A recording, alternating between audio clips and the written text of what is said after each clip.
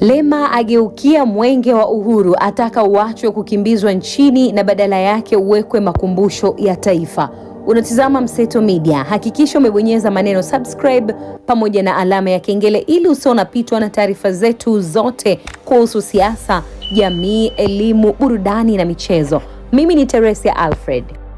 Mwanasiasa maarufu nchini, mbunge wa zamani wa Arusha mjini na mjumbe wa kamati kuu ya Chadema Taifa, Godbless Lema aongea mazito kuhusu mwenge wa uhuru. Kabla sijakupeleka kwa aliyoyaongea Lema, nikujulishe kwanza kwa udogo kuhusu mwenge wa uhuru unaokimbizwa kila mara nchini Tanzania. Kwanza tuanze kujua mwenge wa uhuru ni nini. Ni mwenge unaowashwa kila mwaka na kukimbizwa sehemu mbalimbali za Tanzania kama sehemu ya mbio maalum za kitaifa. Unatumika kuhamasisha wananchi kuhusu umoja wa kitaifa, amani na upendo, maendeleo, kupinga ubaguzi, rushwa na maovu ya kijamii. Historia yake: ulianzishwa mwaka 1961 wakati Tanganyika ilipopata uhuru. Mwenge huu uliwashwa kwa mara ya kwanza juu ya mlima Kilimanjaro siku ya uhuru, yaani Disemba 9 mwaka 1961, na ulipopandishwa na askari wa JWTZ Brigedia Alexander Nyirenda. Maana kamili ya mwenge huu ni kwamba una ujumbe wa kipekee unaosemwa na waasisi wa taifa: kuleta mwanga mahali penye giza, maarifa na matumaini, upendo mahali pa chuki, amani mahali pa migogoro, na heshima badala ya dharau.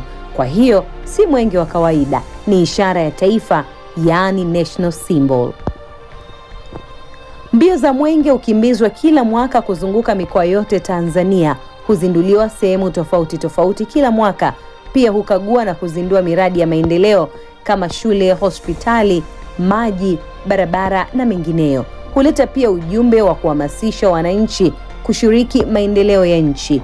Umuhimu wake leo unatajwa kuimarisha uzalendo, kuunganisha Watanzania bila kujali kabila au dini, kuhamasisha maendeleo ya jamii, na kubwa zaidi ni kumbukumbu ya uhuru wa nchi. Nchini Tanzania, mwenge huu huundiwa timu maalum ya ukimbizaji wa mwenge. Kuna kiongozi wa mbio za mwenge ambaye huteuliwa na Mheshimiwa Rais pamoja na timu kubwa tu anayokuwa nayo, ambayo timu hii hupewa bajeti maalum na serikali, yaani fedha, magari, ulinzi pamoja na posho kwa ajili ya kuzungusha kote nchini. Kitendo ambacho kwa upande mwingine wa sarafu, wapo Watanzania waliowahi sikika wakishauri kuwa mwenge ungebaki kama kumbukumbu tu ya uhuru na sio kuzungushwa kote nchini, kwani unatumia gharama kubwa sana ya kifedha. Wapo waliosikika wakishauri mwenge huu ungekuwa unawashwa mara moja tu kwa mwaka, yaani siku ya uhuru, kama kumbukumbu ya uhuru wa taifa. Lakini wapo wanaosema pia mwenge ni sawa kabisa kuuzungusha kote nchini, kwani una ishara kubwa kwa taifa, huku wengine wakichagiza kuwa mwenge una nguvu maalumu ambayo wazee wa zamani na waasisi wa uhuru ndio wanayoijua. Ndio maana vizazi vya sasa, hasa Gen Z, hawaoni umuhimu wake. Sasa mjumbe wa Chadema Godbless Lema kupitia kurasa zake za mitandao ya kijamii ameandika kuhusu mwenge wa uhuru. Lema ameposti mwenge huo wa uhuru na kisha kuandika, na nukuu: "Wewe endelea kuenjoy sasa, maana tukichukua mamlaka ya nchi utaenda makumbusho mapema sana. Trust me." Hayo yalikuwa maneno ya Godbless Lema ambayo alikuwa akionekana kama anaongea na mwenge wa uhuru, akiuambia kwa sasa uendelee kufurahi, lakini wao kama Chadema wakichukua madaraka wataupeleka makumbusho ubaki kama kumbukumbu tu. Je, wewe una lipi la kukomenti kuhusu kauli ya Lema na mwenge wa uhuru? Ni sawa ungepelekwa makumbusho kweli ili fedha inayotumika kukimbiza ielekezwe sehemu nyingine, au ni sawa mwenge huu kuendelea kukimbizwa kote nchini kama kumbukumbu ya uhuru? Tuandikie maoni yako hapa chini na sisi tutasoma.